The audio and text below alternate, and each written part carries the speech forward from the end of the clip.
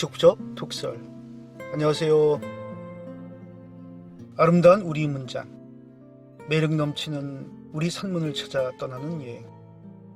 오늘의 주제는 우리 창작동화 100년 100편 읽기, 동화 읽는 삼촌입니다.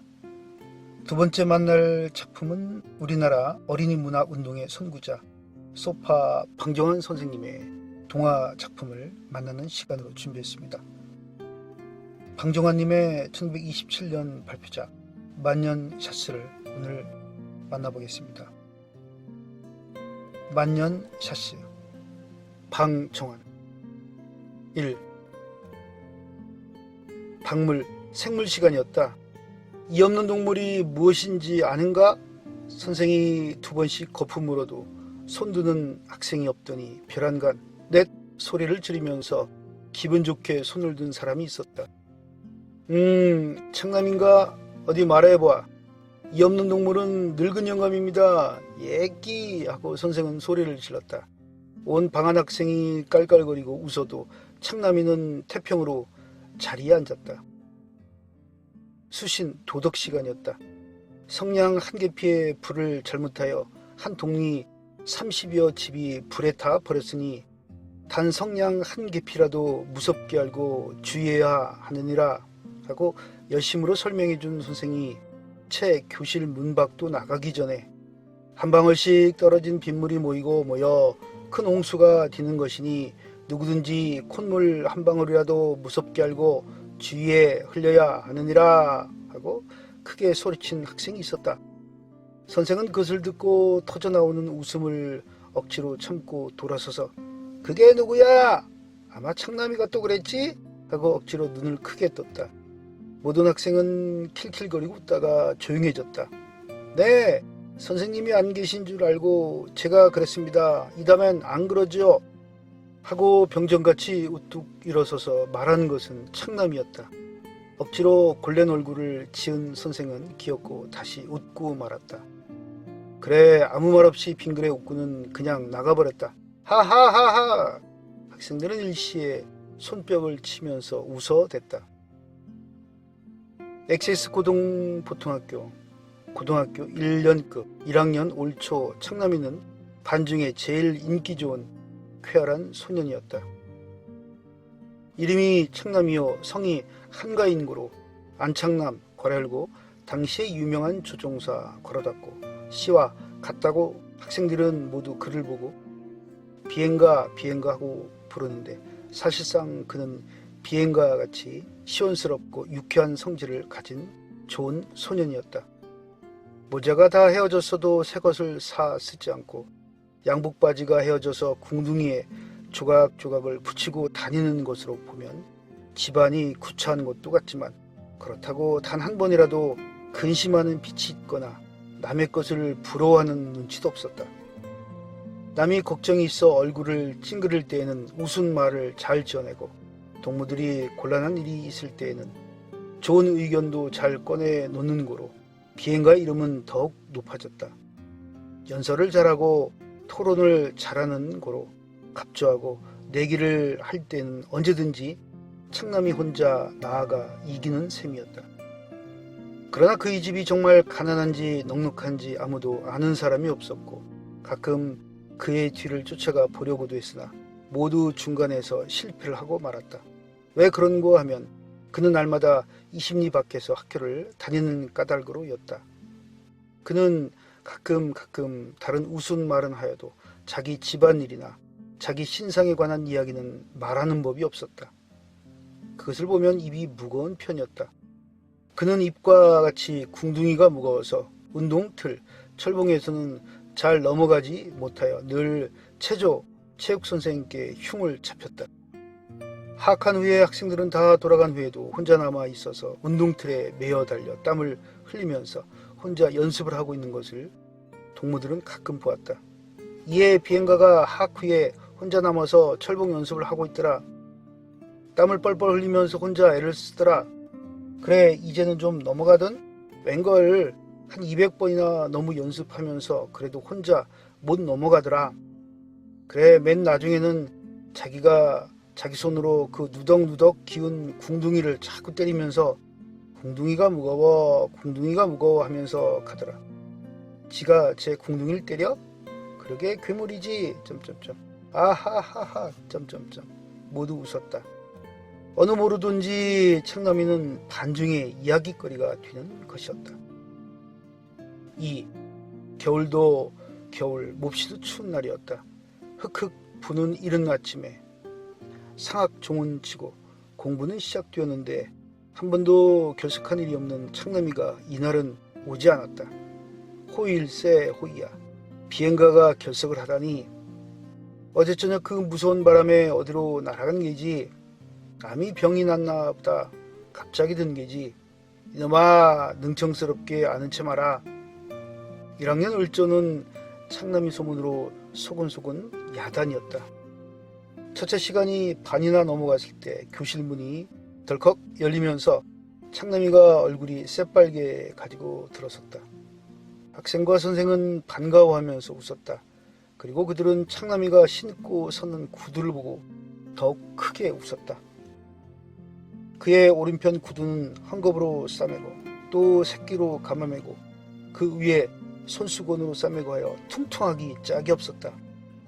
한창남 오늘은 웬일로 늦었느냐? 네 하고 창남은 그 괴상한 퉁퉁한 구두신을 신고 있는 발을 번쩍 들고 오다가 길에서 구두가 다 떨어져서 너털거리는 고로 새끼를 얻어서 고쳐 신었더니 또 너털거리고 해서 6번이나 제 손으로 고쳐 신고 오느라 늦었습니다. 그리고는 창남이는 태평이었다. 그 시간이 끝나고 쉬는 동안에 창남이는 그 구두를 벗어들고 다 헤어져서 너털거리는 구두 주둥이를 손수건과 데님짝으로 얌전스럽게 싸매어 신었다. 그리고도 태평이었다. 따뜻한 날도 귀찮아하는 체조 시간이 이렇게 살이 터지게 추운 날이었다. 어떻게 이 추운 날 체조를 한담? 또 그 무섭고 딱딱한 선생이 우통을 벗으라고 하겠지? 아이고 아찔이야 하고 싫어하는 체조 시간이 되었다.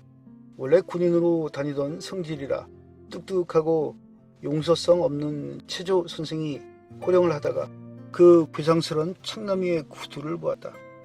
한창남 그 구두를 신고도 활동할 수 있니? 뻔뻔스럽게. 네 얼마든지 할 수 있습니다. 이것 보십시오 하고 창남이는 시키지도 않는 뜀도 뛰어보고 다른박질도 하여 보이고 제자리 걸음도 부지런히 해 보였다. 체조 선생도 어이가 없다는 듯이 상당히 치료에 신었군 하고 말했다. 그리고 호령을 계속했다. 전열만 앞으로 3부 앞으로 웃 전열 모두 우옷 벗어 3. 죽기보다 싫어도 체조 선생의 명령이라 온 반 학생이 일제히 검은 양복 저고리를 벗고 셔츠만 입은 채로 입고 선생까지 벗었는데 다만 한 사람 창남이만 벗질 않고 있었다. 한창남 왜 웃옷을 안 벗니? 창남의 얼굴은 푹 수그러지면서 빨개졌다. 그가 이러기는 정말 처음이었다. 한참 동안 멈칫하다가 고개를 들고 선생님 만년 샤스도 좋습니까? 무엇 만년 샤스? 만년 샤스란 뭐야? 맨몸 말씀입니다. 성난 체조 선생은 당장에 후려갈 듯이 그 옆으로 뚜벅뚜벅 걸어가면서 벗어라 호령하였다. 창남이는 양복 저고리를 벗었다. 그는 샤스도 적삼도 안 입고 벌거숭이 맨몸이었다. 선생은 깜짝 놀라고 학생들은 깔깔 웃었다. 한창남 왜 샤스를 안 입었니? 없어서 못 입었습니다. 그때 선생의 무섭던 눈에 눈물이 돌았다. 그리고 학생들의 웃음도 갑자기 없어졌다. 가난, 고생. 아, 창남이 집은 그렇게 몹시 구차하였던가? 모두 생각하였다. 창남아, 정말 샤스가 없니? 눈물을 씻고 다정히 묻는 소리에 오늘하고 내일만 없습니다. 모레는 인천서 형님이 올라와서 사줍니다. 그럼 웃옷을 다시 입어라. 최조 선생은 다시 물러서서 큰 소리로 한창남은 오늘은 웃옷을 입고 해도 용서한다. 그리고 학생 제군에게 특별히 할 말이 있으니 제군은 다 한창남 군같이 용감한 사람이 되란 말이다. 누구든지 샤스가 없으면 추운 것은 둘째요. 첫째 부끄러워서 결석이 되더라도 학교에 오지 못할 것이다. 그런데 오늘같이 제일 추운 날 한창남군은 샤스 없이 맨몸으로 즉 그 만년 샤스로 학교에 왔단 말이다. 여기에 섰는 제군 중에는 샤스를 들씩 포개 입은 사람도 있을 것이오. 자켓트 재킷까지 위투까지 입고 온 사람이 있지 않은가? 물론 맨몸으로 나오는 것이 예의는 아니야. 그러나 용기와 의기가 좋단 말이다. 한창남군의 의기는 1등이다. 제군도 다 그의 의기를 배우란 말이야. 만년 샤스, 비행가란 말이 없어지고 그날부터 만년 샤스란 말이 온 학교 안에 퍼져서 만년 샤스라고 부르게 되었다. 4. 그 다음날 만년 샤스 창남이가 늦게 오지 않았건만은 그가 교문 근처에까지 오기가 무섭게 온 학교 학생이 허리가 부러지도록 웃기 시작하였다. 창남이가 오늘은 양복 웃저고리에 바지는 어쨌는지 얇다랗고 헤어져 뚫어진 조선 겹바지를 입고 버선도 안 신고 맨발에 집신을 끌고 뚜벅뚜벅 걸어온 까닭이었다. 맨가슴에 양복저고리, 위는 양복저고리, 아래는 조선바지, 그나마 다 뚫어진 겹바지, 맨발에 집신, 그 꼴을 하고 20리길이나 걸어왔으니 행길에서는 오죽 웃었으랴. 그러나 당자는 태평이었다. 고아원 학생 같으이 고아원이야.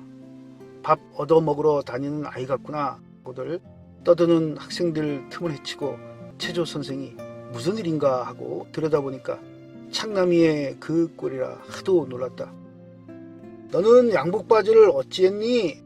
없어서 못 입고 왔습니다. 어째 그리 없어지느냐? 날마다 한 가지씩 없어진단 말이냐? 네, 그렇게 한 가지씩, 두 가지씩 없어집니다. 어째서? 네, 하고 침을 삼키고 나서 그저께 저녁에 바람이 몹시 불던 날 저희 집 동리에 큰 불이 나서 저희 집도 반이나 너무 탔어요. 그래서 모두 없어졌습니다. 듣기에 하도 딱해서 모두 혀끝을 찼다.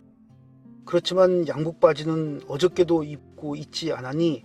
불은 그저께 나고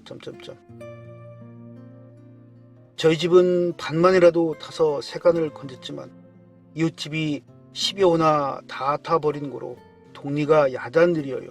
저는 어머니하고 단 2 식구만 있는데 반만이라도 남았으니까 먹고 잘 것은 넉넉해요. 그런데 동리 사람들이 먹지도 못하고 자지도 못하게 되어서 야단들이어요. 그래 저희 어머니께서는 우리는 먹고 잘 수 있으니까 식구가 당장에 입고 있을 옷 한 벌씩만 남기고는 모두 길거리에 떨고 있는 동리 사람들에게 나누어 줘라 하시는 거로 어머니 옷, 제 옷을 모두 동리 어른들께 드렸답니다. 그리고 양복바지는 제가 입고 주지 않고 있었는데 저희 집 옆에서 술장사하던 영감님이 병든 노인인 거로 하도 춥다고 하니까 보기에 딱해서 어제 저녁에 마저 주고 저는 가을에 입던 해진 겹바지를 꺼내 입었답니다. 모든 학생들은 죽은 듯이 고요하고 고개들이 말없이 수그러졌다. 선생도 고개를 숙였다. 그래 너는 네가 입을 샤시까지도 양말까지도 주었단 말이냐? 아니요. 양말과 샤스뿐만은 한 벌씩 남겼었는데 저희 어머니가 입었던 옷은 모두 남에게 주워놓고 추워서 벌벌 떠시는 거로 제가 어머니 저의 샤스라도 입으실까요? 하니까 네 샤스도 모두 남 주었는데 웬 것이 2벌씩 남았겠니? 하시는 거로 저는 제가 입고 있는 것 한 벌뿐이면서도 네 2벌 남았으니 하나는 어머니 입으십시오 하고 입고 있던 것을 어저께 아침에 벗어들었습니다. 그러니까 네가 먼 길에 학교 가기 추울 터인데 둘을 포개 입을 것을 그랬구나 하시면서 받아 입으셨어요. 그리고 하도 발이 시려하시면서 이해야 창남아 양말도 두 켤레가 있느냐 하시기에 신고 있는 것 한 켤레 건만은 네 두 켤레 옷이다. 하나는 어머니 신으시죠 하고 거짓말을 하고 신었던 것을 어저께 벗어들었습니다. 저는 그렇게 어머니께 거짓말을 하였습니다. 나쁜 일인 줄 알면서도 거짓말을 하였습니다. 오늘도 아침에 나올 때 이해야 오늘같이 추운 날 샤스를 하나만 입어서 춥겠구나. 버선을 잘 신고 가거라 하시기에 맨발이면서도 네 샤스도 잘 입고 버선도 잘 신었으니까 춥지는 않습니다 하고 속이고 나왔어요. 저는 거짓말쟁이가 되었습니다 하고 창남이는 고개를 숙였다. 그러나 네가 거짓말을 하더라도 어머니께서 너의 벌거벗은 가슴과 버선 없이 맨발로 집신을 신은 것을 보시고 아실 것이 아니냐. 아 선생님 하는 창남이의 소리는 우는 소리같이 떨렸다. 그리고 그의 수그린 얼굴에서 눈물방울이 뚝뚝 그의 집신 코에 떨어졌다. 저희 어머니는 제가 8살 뒤던 해에 눈이 머셔서 보지를 못하고 사신답니다. 최조 선생의 얼굴에도 국달한 눈물이 흘렀다. 와글와글하던 그 많은 학생들도 자는 것 같이 고요하고 훌쩍훌쩍거리며 우는 소리만 여기저기서 조용히 들렸다.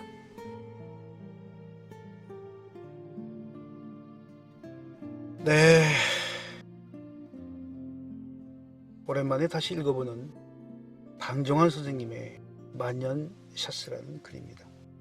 이 작품은 1927년 3월에 방정환 선생님이 주관하시던 어린이 잡지에 실려있는 글입니다. 당시 이 글을 발표했던 저자는 몽견초라는 필명을 쓰신 분입니다.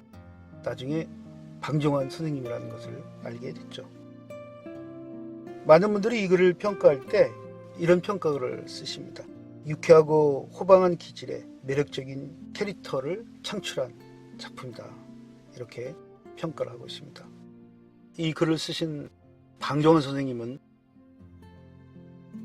코는 소파이며 천도교에서 운영하는 보성 전문학교를 다녔죠. 또 어린이라는 용어를 최초로 만들어 늙은이, 젊은이와 대등하게 격상시켰으며 어린이 동화집도 냅니다. 1923년 한국 최초의 순수 아동 잡지 어린이를 창간하고 최초의 아동 문화 운동 단체인 색동이를 조직해서 그해 5월 1일을 어린이날로 지정합니다. 또한 신청년, 신여성, 학생 등의 잡지를 편집 발간하기도 합니다. 동아구연대회 소년문제 강연회, 아동예술 강습회, 소년 지도자 대회 등을 주재하면서 계몽운동과 아동문화운동에 앞장섭니다. 창작동화뿐만 아니라 많은 번안동화와 수필과 평론을 통해 아동문학의 보급과 아동보호운동을 합니다. 저서로는 사랑의 선물과 사후에 발간된 1940년 소파전집, 또 1947년에 소파 동화 독본, 또 1962년에 방정환 아동문학 독본, 또 1962년에 77단의 비밀, 또 1962년에 동생을 찾으러, 또 1974년 소파 아동문학 전집 등이 있습니다. 한편 1957년 새싹회에서는 소파상을 지정하여 해마다 수여하고 있습니다. 아름다운 우리 글, 매력적인 우리 산문을 찾아 떠나는 여행. 오늘의 주제는 우리 창작동화 100년, 100편 읽기, 동화 읽는 승점. 오늘 두 번째 만났던 작품은 1927년 어린이 잡지에 소개됐던 방정환 선생님의 글 가운데에서 만년 샤스라는 글을 소개했습니다.